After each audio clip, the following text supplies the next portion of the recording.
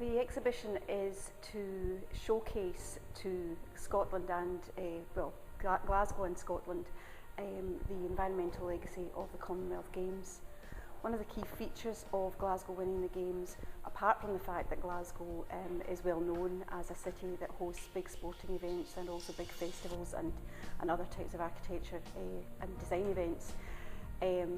is the fact that Glasgow won the bid on the basis that 70% of the buildings were already in existence, so there was very little risk that the Games wouldn't happen.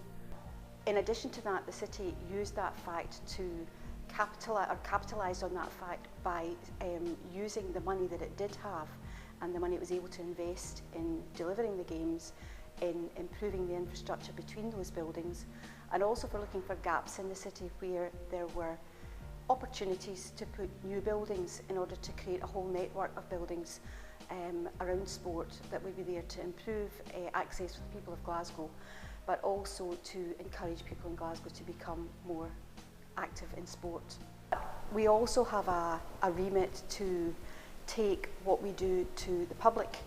and so there will be a lot of events around bringing the public into the building and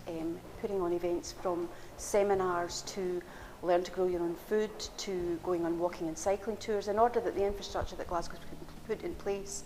begins to be used even before the Games by citizens, so that they start to familiarise themselves with changes that are happening in the city, and also with how to get to some of these sporting venues that they might have tickets for.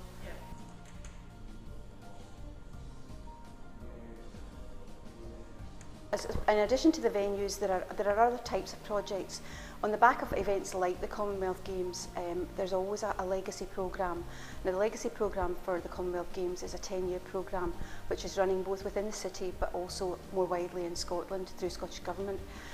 And some of the activities within that are not really sports related, they're more about getting people more active in the city.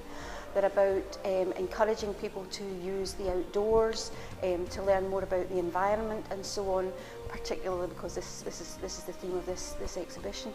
And in terms of events for children, we have one of the 20 legacy projects from Glasgow City Council is a play called The Worm, which is really a play about ecology, and it's a kind of puppet play.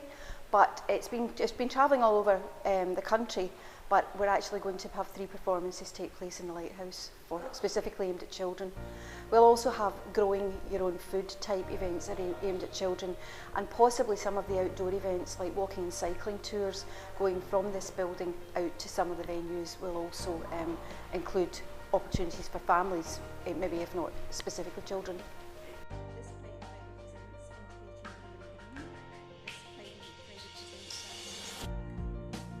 I think for me the key thing is that Glasgow has shown, by the way in which it's gone about putting together the Commonwealth Games, that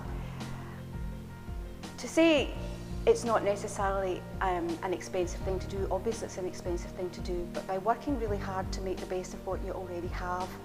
then you can create wonderful opportunities to